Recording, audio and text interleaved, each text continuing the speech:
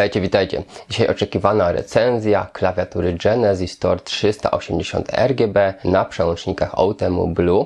Ta recenzja miała być dobre 2 tygodnie temu, ale niestety choroba nie pozwoliła, dlatego tak szybko jak dało radę tą recenzję dla Was dokończyłem. I dzisiaj zobaczycie tą klawiaturę w bardzo szczegółowym filmie. Jakby co, ceny sprzętów Genesis macie w linku w opisie filmu, a tymczasem bez przedłużania zapraszam Was do oglądania. Zaczynamy!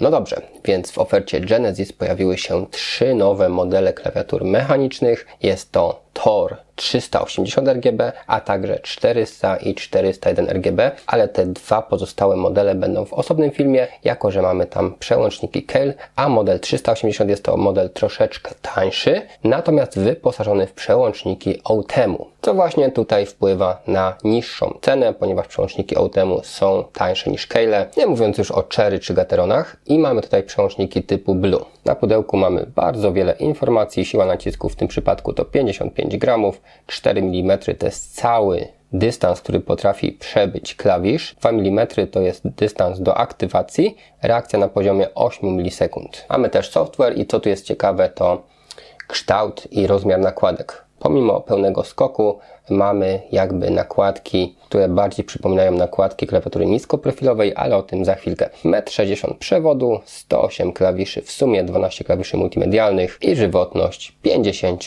milionów klików. Jeśli chodzi o zawartość pudełka, to we wnętrzu znajdziecie instrukcję. Software trzeba sobie pobrać ze strony producenta i mamy też narzędzie do ściągania nakładek. I sama klawiatura jak na mechanika jest dość lekka, dość płaska. Tak właśnie wygląda układ klawisza, jest dość ciekawy, ponieważ klawiatura praktycznie nie ma żadnych takich schodków, jak na ogół to bywa, tylko jest prawie że równiutko płaska. Tak więc to jest nietypowe i ciekawe. Mamy przewód, który ma oplot, zakończony jest wtykiem USB. W klawiaturze trzyma się to przyzwoicie, a od spodu mamy tak. 2 gumki antypoślizgowe tutaj. Tutaj mamy taki chropowaty plastik i z tej strony. I mamy jednostopniowe gumowane podwyższenia. W zestawie znajdziemy tego typu plastikową podpórkę pod nadgarstki, która jest tak delikatnie właśnie wyprofilowana. I podpóreczka jest magnetyczna. Tak więc jak potrzebujecie, można używać, jak nie potrzebujecie, można schować do pudełka i klawiatura zajmuje mniej miejsca. Podpórka jest dość duża, myślę, że wystarczająca, jeśli chodzi o jej użyteczność nawet dla osób o większych dłoniach. Tak właśnie brzmią Outemu Blue. Tak więc klik jest charakterystyczny. Spójrzcie sobie, jak to wygląda. Ciekawa nakładka, bo płaska, nie zakrywająca całych klawiszy, natomiast skok jak najbardziej taki pełny, głęboki, tradycyjny. Nazywajcie to jak chcecie, po prostu trzeba ten klawisz wcisnąć mocno, a nie jak w klawiaturach niskoprofilowych, że ten skok jest dużo niższy. Mamy także logo Genesis kontrolki i front z aluminium. Przy okazji nawet bez zdejmowania widać te stabilizatory. To jest dość ciekawa konstrukcja, taka naprawdę inna. Oczywiście możemy to sobie zdjąć i zobaczyć, że stabilizatory mamy plastikowe i mamy te niebieskie przełączniki Outemu. Co do samych nakładek, zobaczcie. Większość nakładek jest wyprofilowana, czyli w takie łódeczki, żeby palec dobrze się trzymał. Natomiast klawisze skrajne, jak Alt, Fn i tak dalej, są zaokrąglone. I też myślę, że tutaj to zobaczycie, że te nakładki tutaj od góry w dół schodzą, a tutaj od dołu do góry, czyli w tą stronę zaczynają się rozszerzać, czyli taki układ jest jakby do środka i od środka w tą stronę. Tak więc samą klawiaturę widzieliśmy już naprawdę dokładnie, ale co z tymi LEDami? I tak wyglądają te LEDy. Powiem Wam tak, są dość jasne, ale jeśli patrzymy tak na wprost, to nie są aż tak jasne, jak spojrzymy pod kątem, ponieważ pod kątem przez te wysokie klawisze przebija tego światła moim zdaniem znacznie więcej. O właśnie, na przykład od góry spojrzymy, jest bardzo jasno, a jak spojrzymy od frontu, nie jest aż tak jasno. Możemy tym pokrętłem regulować sobie jasność. Jeśli je przytrzymamy, to robi się nam z tego regulacja głośności, czyli głośniej, ciszej, włączone, wyłączone, jeśli chodzi o dźwięki systemowe. A jak przytrzymamy, to mamy regulację właśnie natężenia tych LEDów. No i mamy to pokrętełko, które działa bardzo dobrze z takim lekkim skokiem, a jednocześnie z ząbkowaniem, czyli precyzyjnie. I jeśli mamy to w trybie LEDów, to także wciskanie tego zmienia nam efekty LEDów.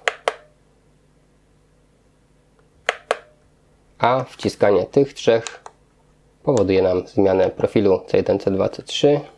Natomiast jak przełączymy się w tryb regulacji głośności, no to te trzy przyciski to jest do tyłu, play, pauza, do przodu. Nie zabrakło też klawiszy multimedialnych. Mamy player, ciszej, głośniej, wyłączenie dźwięku, ponownie do tyłu, do przodu, play, pauzę, czyli to samo co na tych trzech przyciskach. Mamy stop, następnie jest klient poczty, przeglądarka, komputer i kalkulator.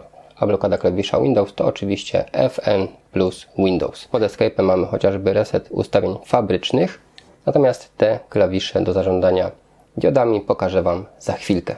Klawiatura przed nami. Pora zrobić test anti-ghostingu i przyjrzeć się software'owi. Na początek sprawdźmy, jak tutaj działa ten anti-ghosting. Powiem Wam, że jest bardzo żwawy. Naciśnięcia od razu są rejestrowane przez program. No i możemy wcisnąć też bardzo dużo klawiszy jednocześnie, nie ma z tym żadnego problemu. Tak więc anti-ghosting działa rewelacyjnie. No i jak odpalimy sobie software, no to tutaj aż tak dużo ustawień nie mamy. Mamy trzy tryby użytkownika, czyli to, co też mamy tutaj na tych trzech klawiszach, i tryb biurowy. Mamy Manager makr, czyli możemy sobie tutaj nagrać po prostu jakieś własne makro. Mamy też coś takiego jak makro tekstowe, czyli możemy sobie po prostu tutaj wklejać jakieś teksty, a nie komendy. No i możemy przełączać się pomiędzy ustawienia klawiszy, a ustawienia podświetlenia. No to menu mogłoby być troszkę bardziej intuicyjne. Wtedy możemy sobie pod konkretne klawisze przypisywać właśnie albo nasze stworzone makra, albo jakieś inne kombinacje, funkcje multimedialne, makro tekstowe i funkcja domyślna. Ostatnia zakładka, najbardziej rozbudowana, to jest podświetlenie. Zaczniemy od samej góry. To jest kolor stały. Jak widzicie, klawiatura nie zareagowała, trzeba nacisnąć zatwierdź i trwa to mniej więcej tyle, czyli jakieś plus minus 2 sekundy. Możemy w tym przypadku wybrać sobie jasność oraz zmienić kolor na dowolny, jaki chcemy z palety. OK, cyk, czekamy i mamy. To jest maksymalna jasność tej klawiaturki. Można śmiało powiedzieć, że wystarczająca i tak jak mówiłem, zależy pod jakim kątem spojrzycie na tą klawiaturę, to zobaczycie trochę więcej lub trochę mniej światła. Następnie mamy efekt oddychający, gdzie mamy wybór prędkości. To jest właśnie coś takiego. Efekt neonowy. Jasność i szybkość damy na maksa i to będzie takie przenikanie kolorów, bardzo ładne, przyjemne, ale już bez tego oddychania. Reakcja promień U. Wygląda to po prostu tak. Następny efekt to krople deszczu. I wygląda to tak na pełnej prędkości. Przędzenie tęczy. No i to jest taki miły efekt RGB. Reaktywne, fala uderzeniowa.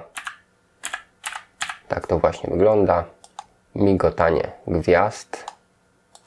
Na podglądzie już widzimy, a na klawiaturze dopiero za chwilkę. Oczywiście jak chcecie te efekty mieć dużo wolniejsze, to sobie zmniejszacie prędkość, klikacie, no i mamy wolniej. Słynne cienie mgły, jak one wyglądają w praktyce? A właśnie tak. I w tym efekcie, jak naciskamy klawisz, to kolor nam przygasa. Mamy klasycznego wężyka. No jak widzieliście też tutaj w niektórych możemy sobie wybrać kolor.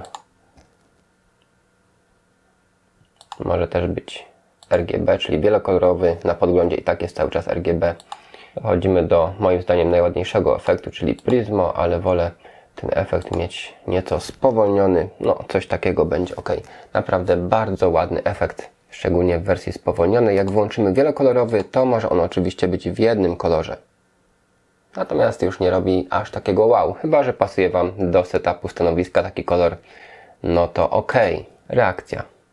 Ślady uci. Tak nazwany efekt. To jest po prostu reaktywne na jeden klawisz. Też wersja albo wielokolorowa, albo sobie ustawimy jakiś jeden kolor. Sinusoida.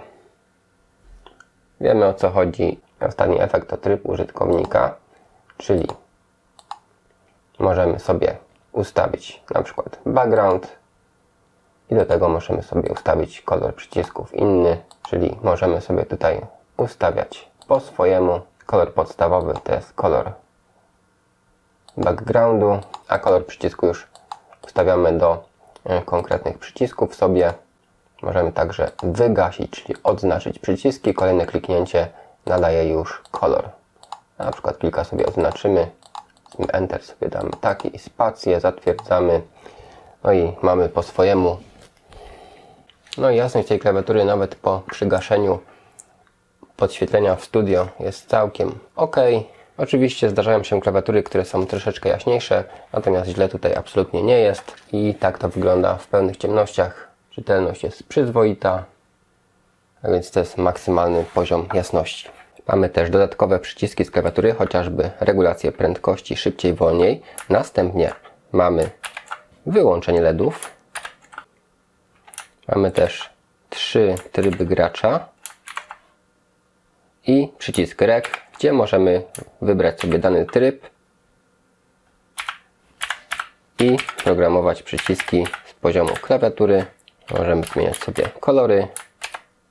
Następnie zapisujemy i mamy to nasze ustawienie, które tutaj zrobiliśmy ręcznie. Jest tutaj tych funkcji troszeczkę i z samej klawiatury poukrywanych i tego, co jeszcze możemy zrobić poprzez software.